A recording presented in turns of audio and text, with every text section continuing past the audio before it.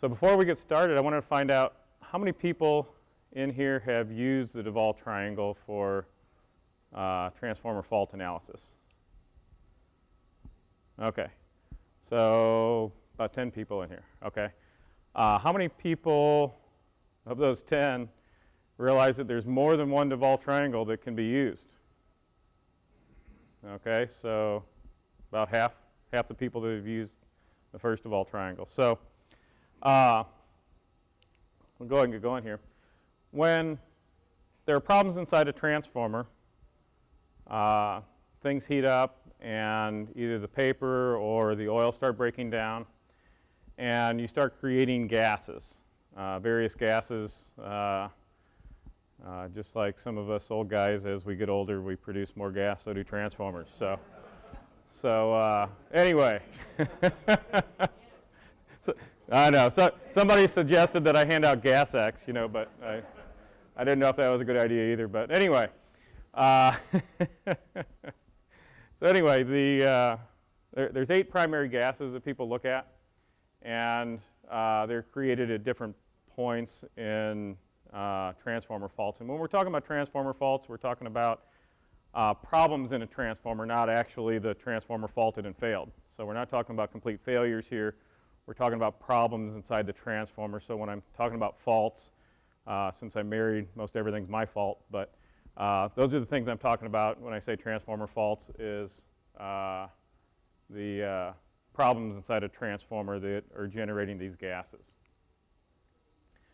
So there's 5 primary gases that are produced when the oil breaks down.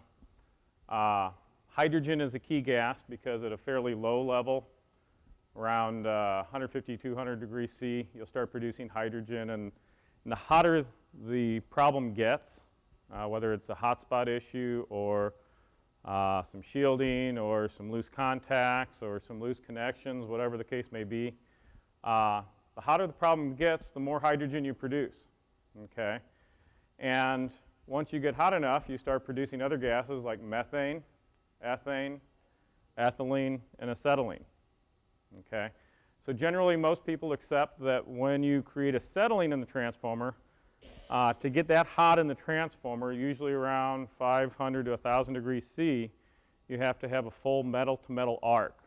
And I say a full metal-to-metal arc because I'm distinguishing that from partial discharge, which is about a 300 degree C event that's down here that creates a lot of hydrogen and a little bit of methane. Okay, so by looking at your gas signatures, you're able to determine various things about what type of problem your transformer is having. And so this graph is useful because it tells you at what points these different gases are created. And by the way, here, all this is applicable for mineral oil.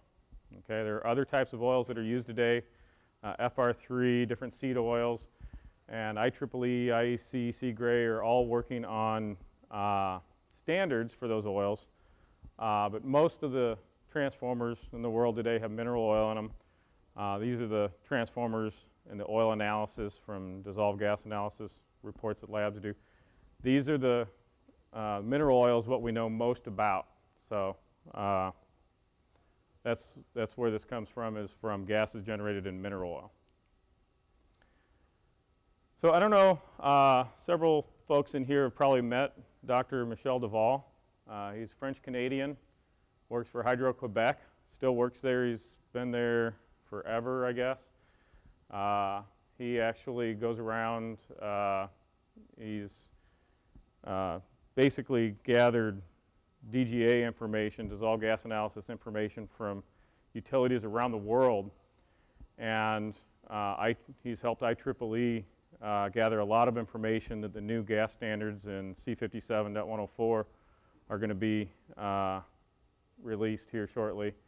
And so he's been very active in not only developing standards here in North America, but around the world. And so his diagnostic methods are well recognized as very good methods. And so today what we're going to talk about are 3 of his different triangles. Okay, Not too long ago, you know, I'm in the business of dissolved gas analysis. Not too long ago, a year or two ago, I knew that there was the main Duval triangle, which we now call triangle number 1. And I knew that there were a couple LTC triangles. But I didn't know anything past that.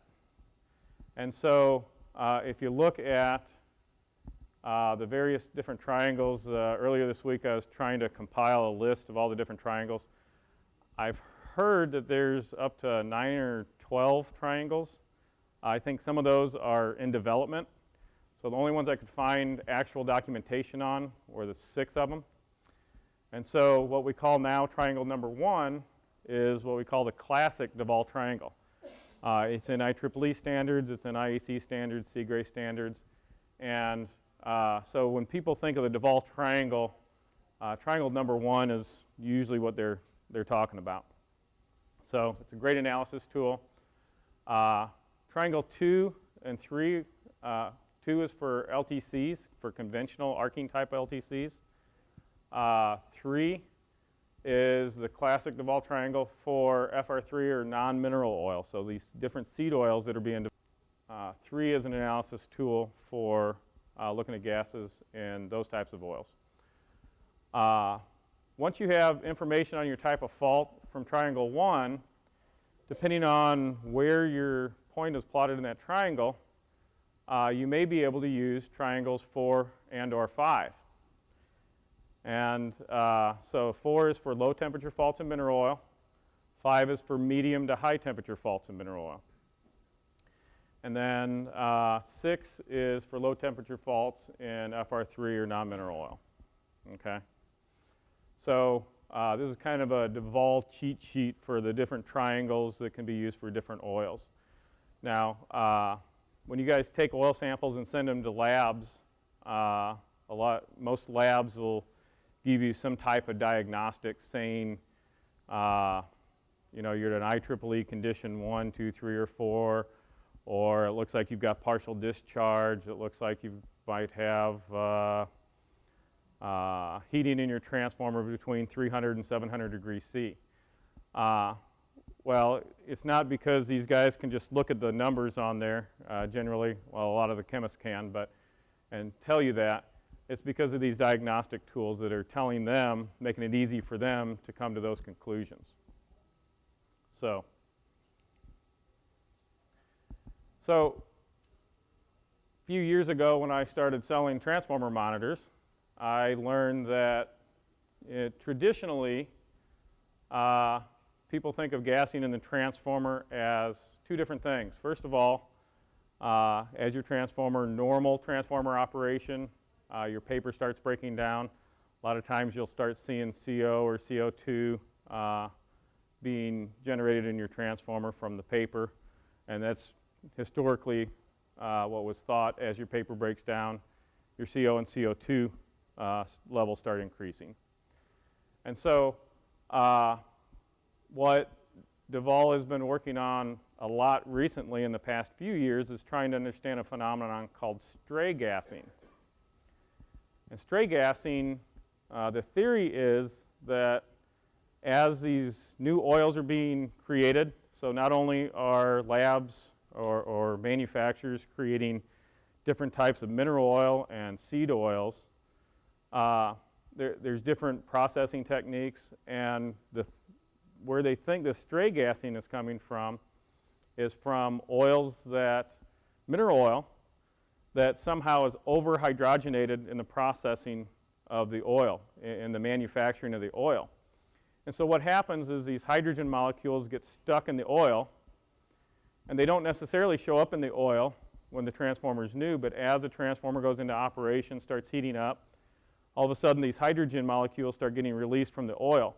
Not because the oil is breaking down, but because the hydrogen was somehow, and I'm not a chemist, I'm an electrical engineer selling chemistry sets, but you know, and chemistry, as I tell my teenage kids, chemistry is evil, and they found that out firsthand. But anyway, so it's always interesting when I talk to chemists because they usually set me straight about what I'm talking about. But anyway, somehow the hydrogen's stuck in the oil, And by slightly heating the oil, you get hydrogen and sometimes ethane.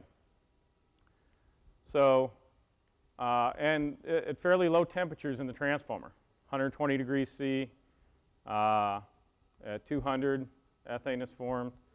So these are gases that they're finding in some transformers. It's not very often, and they're trying to figure out why this is happening.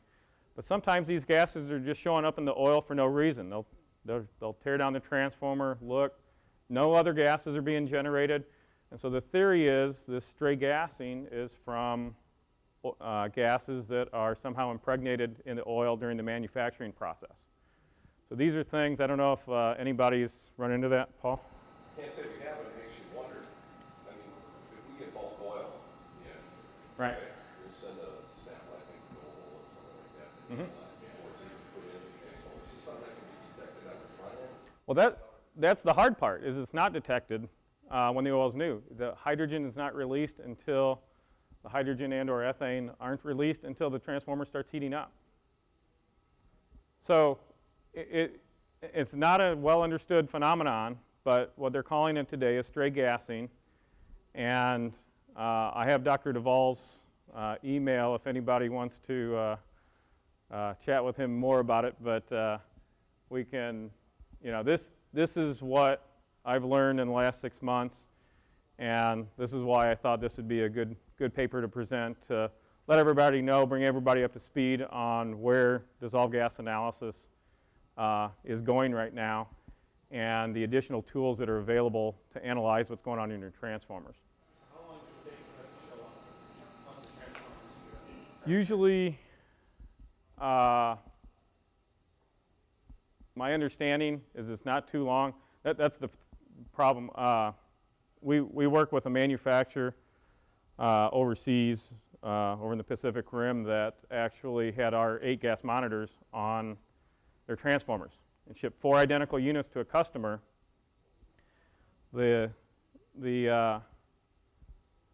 customer started seeing a ton of hydrogen in the oil. And they actually sent the transformers back, made them build new transformers. And the manufacturer drained the oil, couldn't find any idea, didn't have any clue why this hydrogen was being produced. They put a different oil in it, filled it up, and the problem wasn't there anymore. So that was pretty quick after the surgery. Yeah, yeah. And so it's something that gas analysis to me is some type of abstract concepts. And so I really have a lot of respect for Dr. Duvall and the other folks who have poured through millions and millions and millions of oil samples to be able to develop these techniques to analyze the gassing in transformers. But yeah, normally the stray gassing shows up pretty quick. There's no real way to tell when it's stray gassing or if you have a problem with it.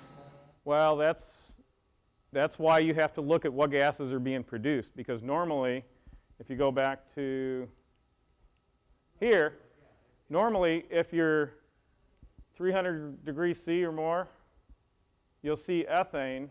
But if you're getting hydrogen and ethane without any methane, you should be producing a bunch of methane if that oil's actually breaking down. Okay? So if you're seeing hydrogen and ethane without any methane, you're kind of scratching your head trying to figure out, why is this happening? And I haven't dug into it enough to find out. I just found out about this case with these 4 transformers earlier this week to find out what their conclusions were. Was it a particular manufacturer of the oil? Was it a particular type of mineral oil? There's, I don't know how many, Wayne, you could probably tell me, how many different mineral oils have you seen? Internationally, there's probably as many as 25. Okay, so lots of different manufacturers, lots of different types, lots of different additives that can be put in the oil. Okay, so hopefully this phenomenon is going to get better understood and won't be an issue as we learn why it's happening and what's going on. But I think everybody in the rooms probably that looks at DGAs have gotten results that they can't really explain why that's happening. Why are you getting one gas without another?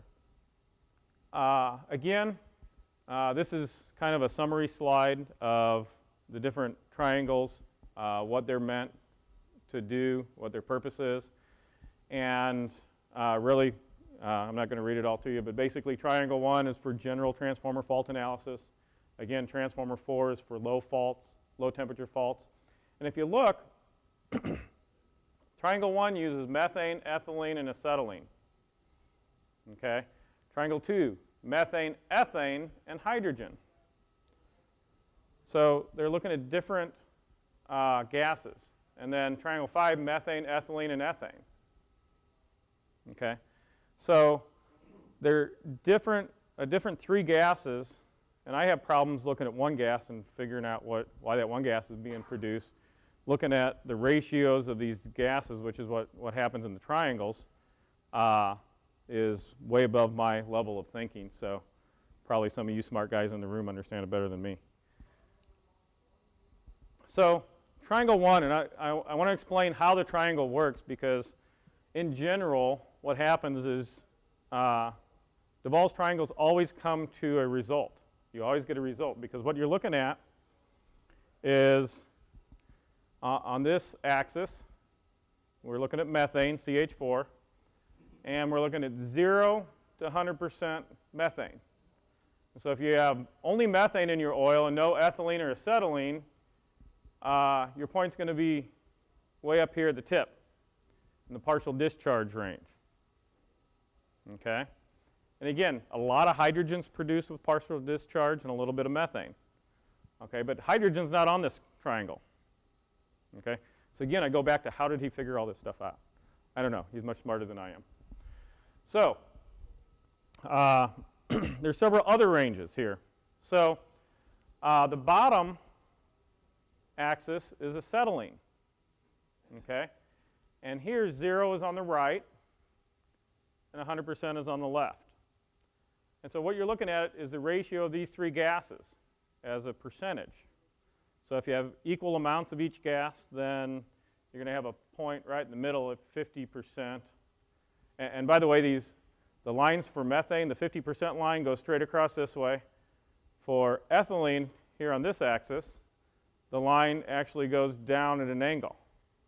Okay?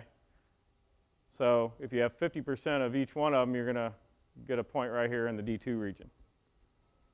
So again, graphing and this sort of thing is difficult by hand, much less trying to make a computer do it. So different companies, including Serveron, have spent years trying to put this, do this right. So the T1 range. So we've already talked about partial discharge up here. Normally, 1 or 2 parts per million of acetylene. Does that raise red flags? A half a part per million of acetylene raises red flags. Any acetylene in your transformer, generally people think that there's been metal-to-metal arcing. Again, distinguished from partial discharge, which is where charge builds up on some point in the transformer and discharges into the oil. So it's not a full metal-to-metal arc. So when you have a full metal-to-metal arc, you'll create acetylene. So normally, you have 0 acetylene.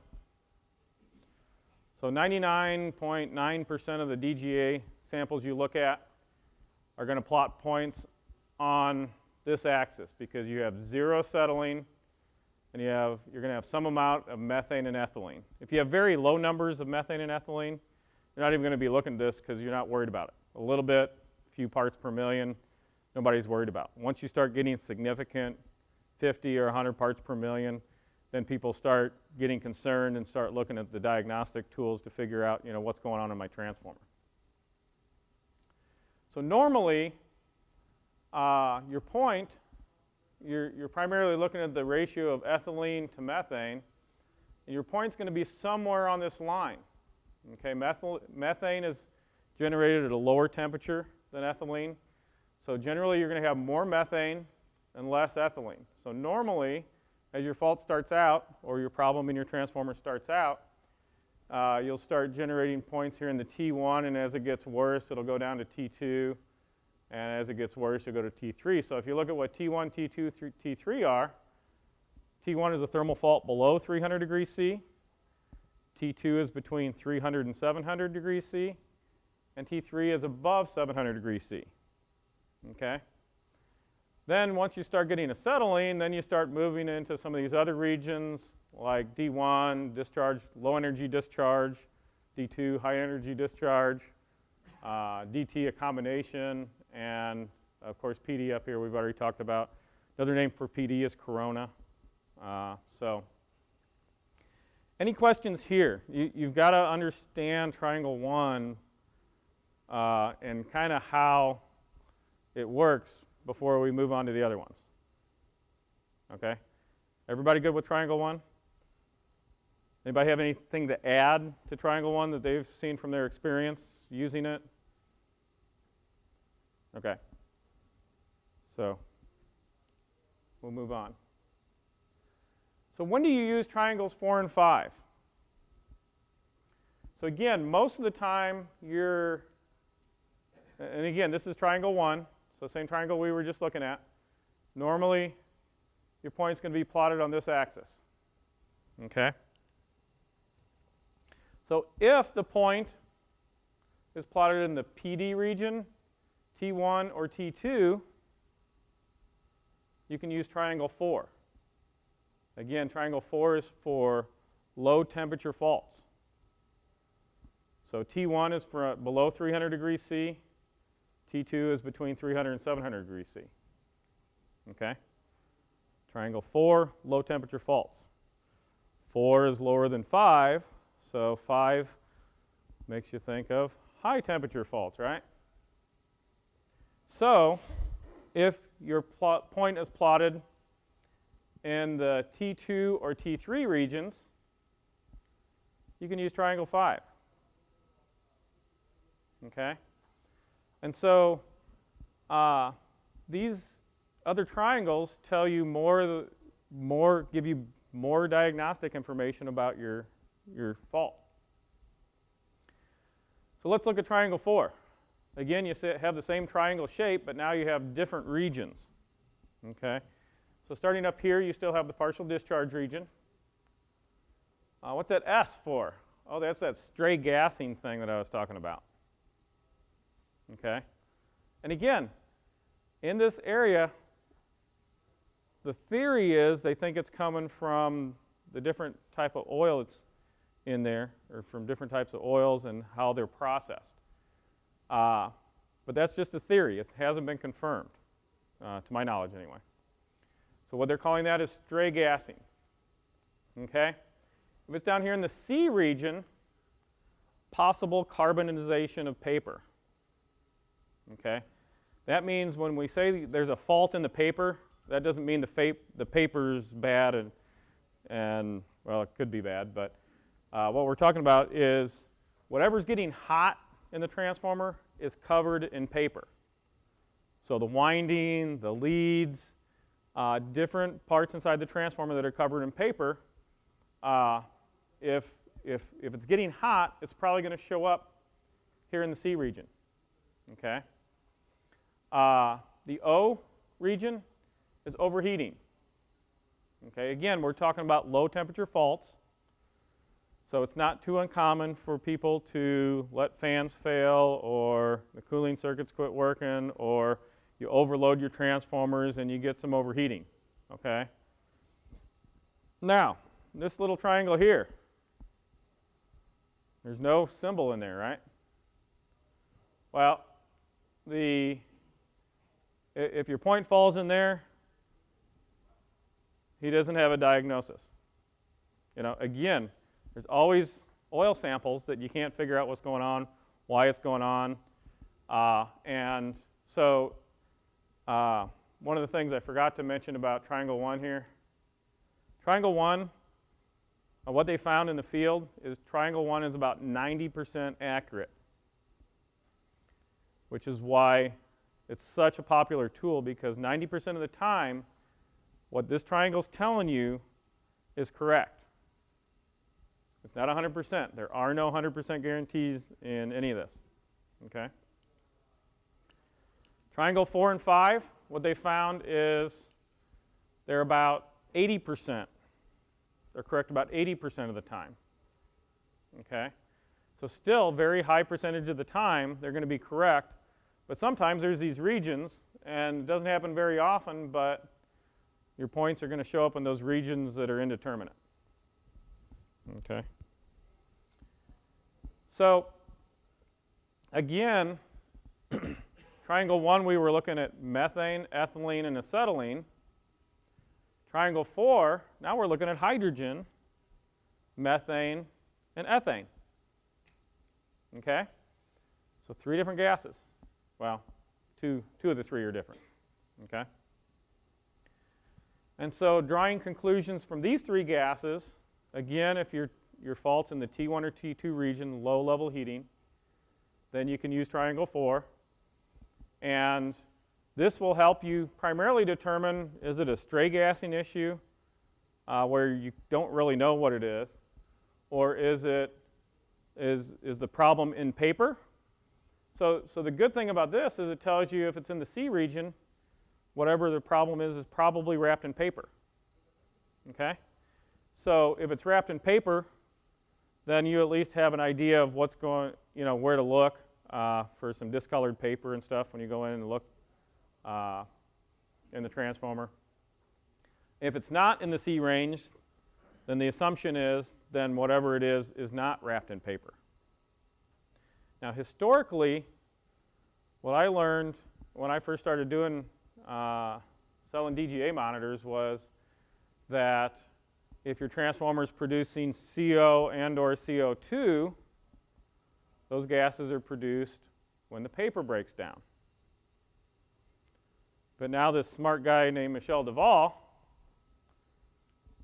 there's no CO or CO2 on here.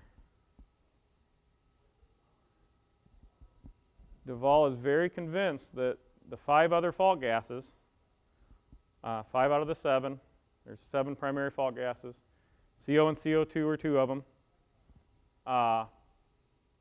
Again, generally it's thought that those are produced when there's paper breakdown in the transformer, but your oil can also produce them. And so he doesn't use CO or CO2 in any of his triangles, in any of these triangles anyway. Okay? So now what does triangle 5 tell us? Now we're using what we call the heating gases, methane, ethane, and ethylene. Okay? And so these regions look pretty similar. So you've got T2 and T3, which are hot spots in oil only. So now we're talking about connections that are not wrapped in paper. We're talking about de-energized tap changer contacts. We're talking about shielding. Okay. So now when we go in, if we see this, see if we're in T2 and T3 here, we're pretty sure with 80% probability that the problem's not in paper. Okay? But look at this C region, carbonization of paper. Okay?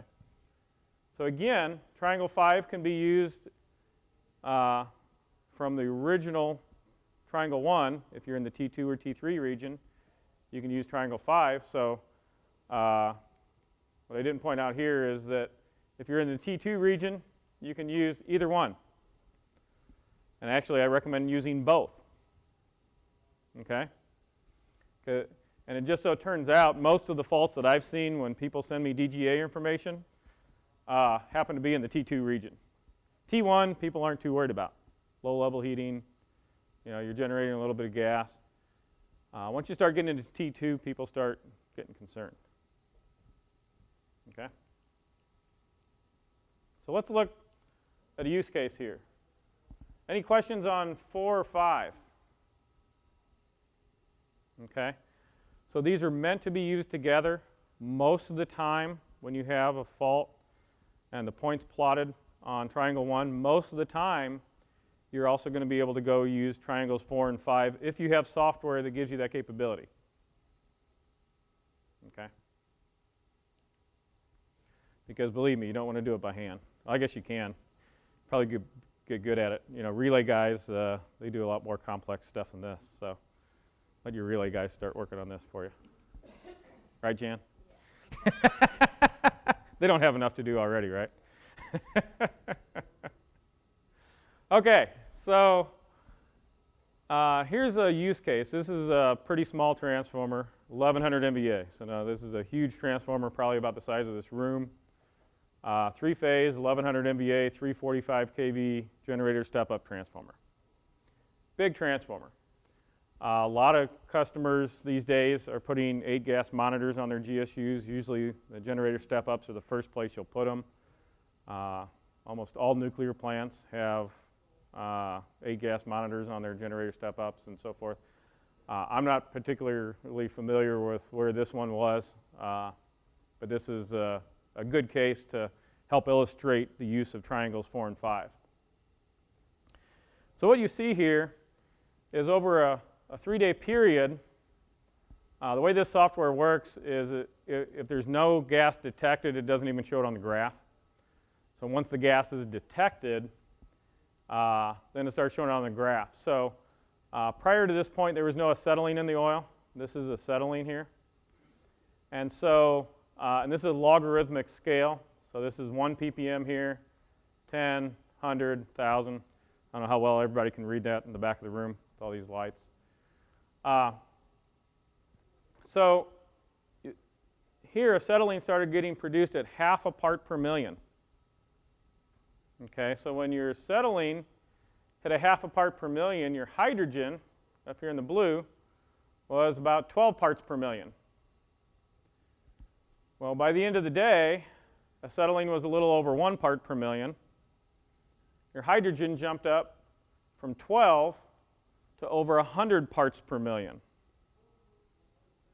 Okay? So when you have arcing in the transformer, generate tiny amounts of acetylene, a whole bunch of hydrogen. Again, hydrogen is a great indicator of what's, the severity of problems in your transformer. Okay? So then you look at these other gases, your methane, ethane, ethylene, acetylene, all your heating gas, or acetylene we already talked about, but your methane, ethane, ethylene, they're all going up. Okay? And I know this graph's kind of hard to see, but if you look at carbon monoxide here, this red line, it's pretty flat. Okay? Carbon dioxide up here, it's pretty flat. So if you would have asked me to look at this 2 years ago, I would have told you there's no way this fault is in paper, right? There's no CO or CO2 increase. Okay? And so just to make it a little clearer, here's your CO line. Stayed around right around 80 to 85 ppm of CO. Here's your CO2 sitting up here around what is it, 1,000, around 5,000 ppm. Okay, again, no appreciable increase in CO or CO2. See a little bump here, but it was about that level back here. So those certainly didn't go up with the other gases. And so I've got some better slides here, but just for illustration purposes, Duvall Triangle 1, again, very small amount of acetylene, but we're starting to get a little bit of acetylene. For that week's worth of information, we're in the T2 region. Okay? And so since we're in the T2 region, we can look at triangles 4 and 5. Okay? And just so you know, there's also several other well-known diagnostic techniques. So Duvall is not the only game out there. There's Rogers ratios, IEEE, IEC. There's several other diagnostic techniques, and it's recommended that you don't just rely on one. Duvall just happens to be probably the most popular, the most well understood, and the most used. But that's not to discount the quality of these other diagnostic techniques, okay? So Rogers ratios has the same ranges, and I know that's hard to read, I apologize, but Rogers ratios results in the T2 region as well. So again, It's a thermal fault between 300 and 700 degrees C.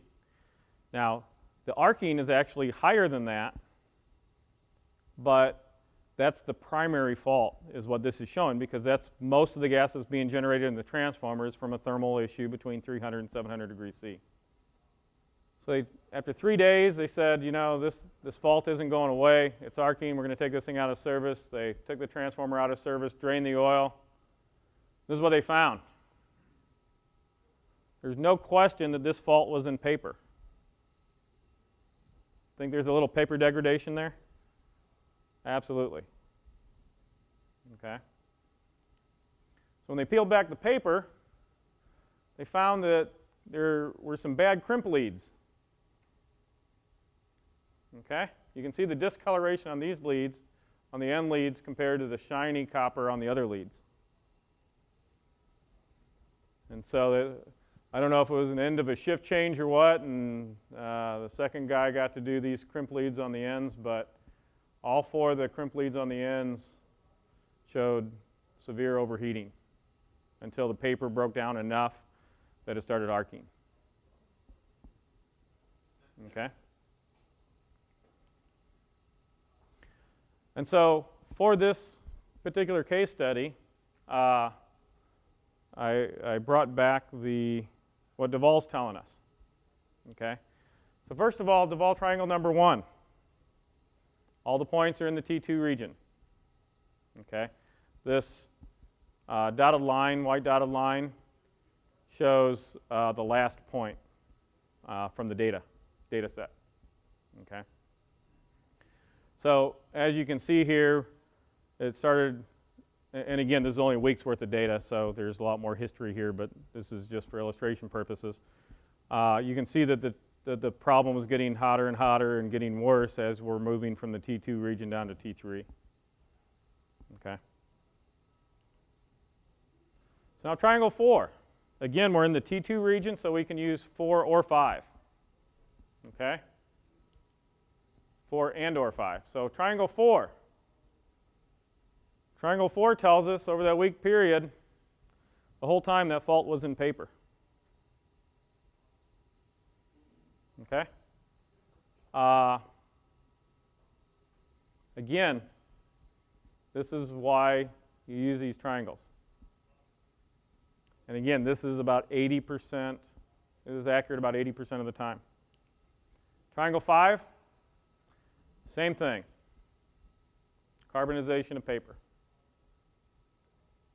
And again, these triangles are not using CO or CO2, which I was trained originally that those gases are produced when the paper is breaking down. So, very good illustration of how to use triangles 4 and 5. Okay? And so for conclusions, what I recommend is continue to use triangle 1 as you normally do. Okay? It's a great tool. TOA 4 has triangle 1, right? Does it have the other triangles? I don't think so. Okay, so a lot of different packages out there that are looking at DGA analysis have at least triangle 1. Some of the newer ones have some of the other triangles. Okay. Again, if faults are on the right side of triangle 1 in the PD, T1, T2, or T3 regions, you're able to use triangles 4 and or 5. Okay. But remember, no diagnostic technique is 100% accurate. What they found is triangle 1 is about 90% accurate, and 4 and 5 are about 80%. Okay. Another key thing is, I wanted to talk about this because I figured this would take up about 45 minutes to an hour without getting into the other diagnostic techniques. There are other techniques that are used. In general, I don't see them used near as often as Duvall. And so I thought this would be a great opportunity to educate everybody on the work that Duvall's been doing and help everybody understand how the triangles work and how they're used. So definitely, definitely, definitely use these triangles in addition to the other diagnostic techniques, as well as other oil information. Your oil color, what are some of the other things that labs give you? The furans, the dielectric strength. And so all that's important. The moisture in the oil makes a big difference as to what gases are created and the health of your transformer. So any other questions? Go ahead, Paul. I'm just curious on this case study. I mean, would you have basically a 3-day window? Yep. Where this thing took off? Yep. This is probably a big solar power plant, right? Yep. So it's monitored. Hey, 1100 MVA, I'm wondering if it wasn't even nuclear. It could have been nuclear. Yeah. But it makes you think, with such a tight little window like that, what are people doing, let's say, outside the base load power plant environment, where it's all on the transmission system, and how do they monitor that? Because, I mean, I had to look it up. The 28th was a Sunday, right? Oh, okay. Well, of course.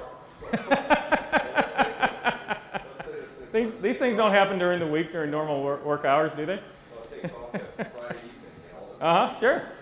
Got to ruin your weekend. So, you know, are most people alarming back to the control center, or they send it out when you get this stuff on alerts on your smartphones and stuff like that? Well, as anybody that has worked with this stuff knows, the easy part is getting a monitor on your transformer.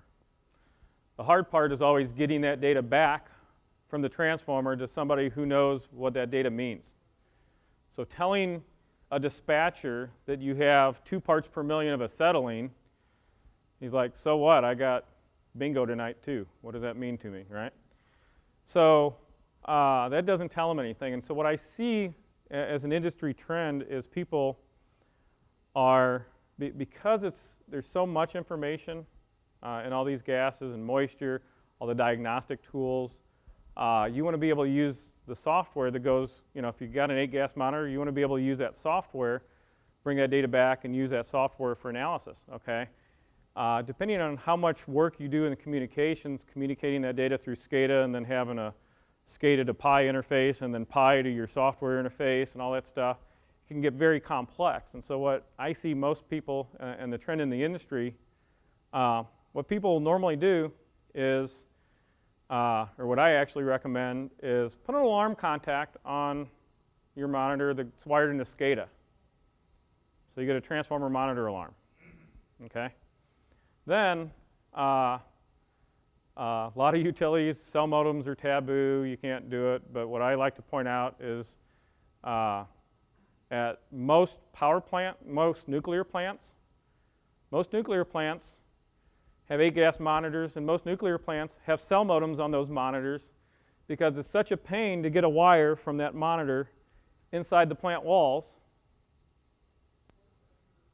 They'd rather pay for cell service, which is pretty cheap, 10 bucks a month or 15 bucks a month, whatever it is, to bring that data back, and the data can be hosted by somebody else, or it can be, if your IT department is willing to work with you on it and you get a hole through your firewall to be able to communicate with software on your PC to those monitors. A lot of people are doing that. So what they're doing is they're putting in a completely separate communication path from their monitor. And a lot of, especially NERC CIP subs, are getting Ethernet connections. And so taking this data through Ethernet, you know, and you have to comply with all the different stuff, you know, requirements that make life enjoyable for everybody, right?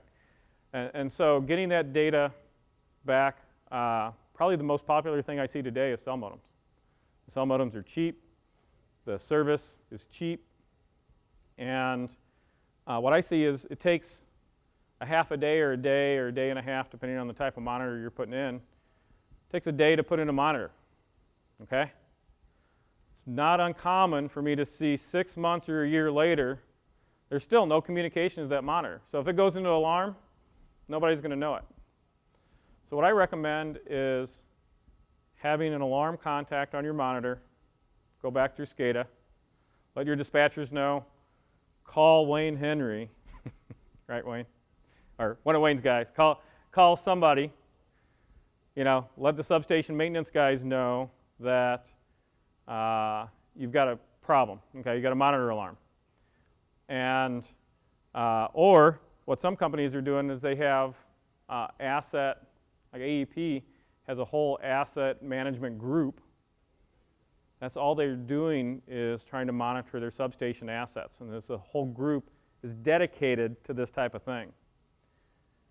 Because in general, transformer maintenance engineers or substation maintenance engineers are so busy, they don't want one more thing on their plate to have to worry about.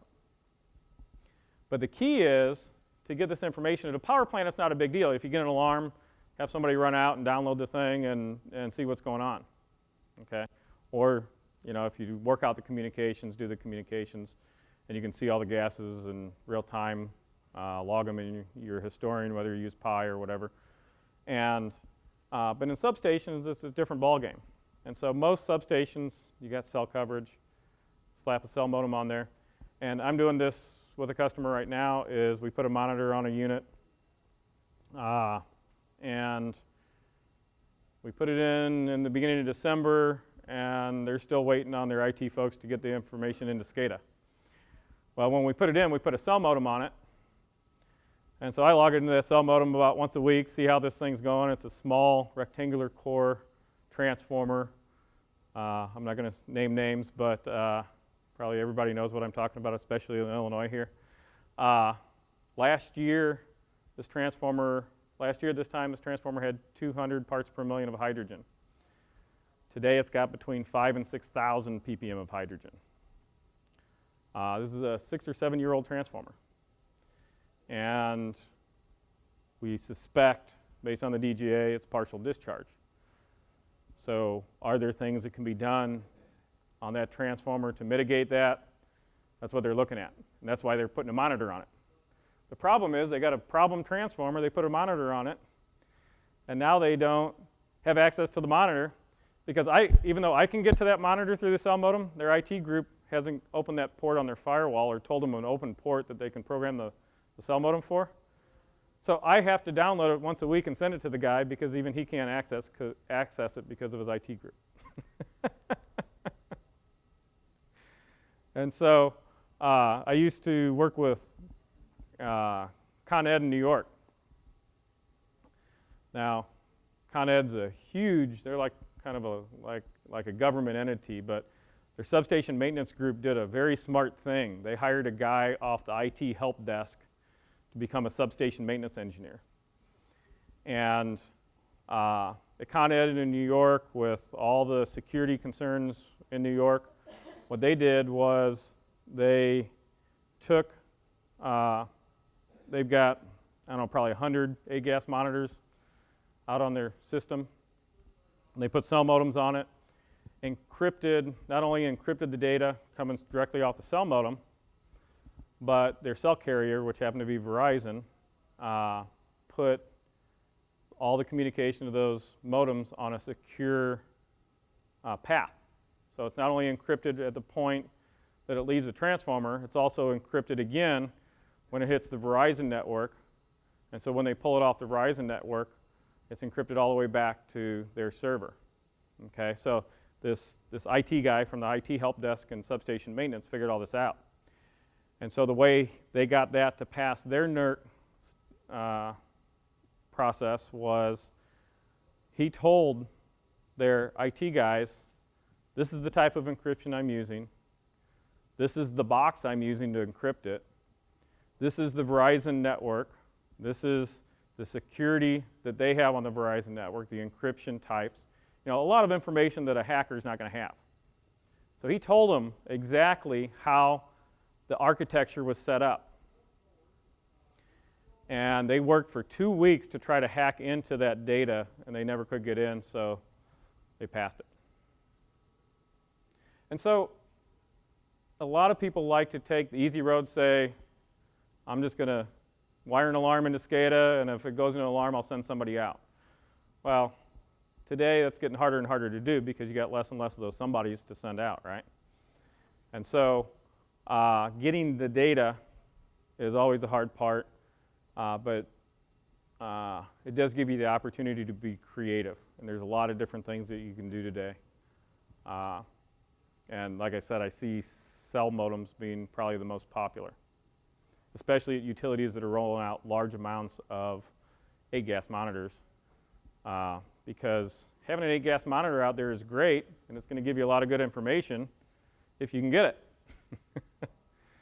And so the nice thing is you can set up software that goes out and pulls all these things automatically and actually sends you an email when there's a problem, or sends you a text, or sends it to a group of people. So everybody can say, well, I thought he was handling it. So, okay, we got a few minutes. Any other questions? What do you think about a single gas hydrogen monitor? Oh yeah, the thing, and let me go back to, so the thing about AGAS monitors is you can do cool stuff like I showed you in that case study. The reality is an AGAS monitor is complex. It's expensive compared, it's much more money than most people want to spend. You know, if it's on a GSU, there's a lot of, it's fairly easy to justify, okay? If you got 100 transmission transformers, it's going to be harder to justify putting AGAS monitors on those. Some people are doing it today, though. And so the easy thing, and what gives you a lot of benefit, is again, you saw when you generated a couple parts per million of hydrogen, you generated like 200, or of acetylene, you generated like 200 parts per million of hydrogen. Okay? So as you see here, as you're generating these other gases, you're also generating hydrogen. Now, a lot of times the hydrogen doesn't show up on your DGA because you're either, somebody's not taking the oil sample correctly and hydrogen's getting out in the sampling process, or the sample waits a long time before it's analyzed by the lab, and so hydrogen escapes. I actually had a large utility that was still taking oil from transmission transformers, putting them in a little aluminum can, and then their process was fill it all the way up to the top where the oil's kind of bubbling over, and then put the lid on so you don't trap any air in there. Yeah. Well, of course, as soon as they opened that lid at the lab, all the hydrogen's gone. So I said, let me see some of your oil samples, and none of them had hydrogen, but they showed some of these other gases. I'm like, well, your process is bad. You need to be taking these oil samples in syringes, and always recommend getting the sample analyzed within 7 days of taking the sample, because hydrogen's the first gas that's going to leak out. So by having an online hydrogen monitor, it's a closed system. So your success at catching things using hydrogen is going to be much higher using a hydrogen-only monitor. And these monitors are a lot simpler and a lot cheaper, a lot easier to use today than they have been, and they're becoming more and more popular, especially on smaller transformers. A lot of people wouldn't put a monitor at all on a 5 or 10 MVA transformer, but we're seeing a lot of that, especially industrials, commercials, but a lot of utilities, if they have a certain population that they know they've got concerns about, they'll go put out 50 hydrogen monitors so they can identify which ones are the bad actors that they're going to need to replace first. So I personally feel hydrogen-only monitors are a lot of benefit because it's definitely a lot better than not having a monitor on there. Of course, I'm kind of biased because I sell monitors, right? But, but in my mind, they make a lot of sense. And the hydrogen and CO monitors, I used to think CO was great because it gave you an idea of whether there was paper degradation or not. But now that I've learned what I just talked about, the value of CO in my mind's really been diminished. So hydrogen only is a great way to go if you want to get a monitor on a transformer you're concerned about. Okay? Anything else? Okay, well, thanks everybody for staying awake, and I appreciate it.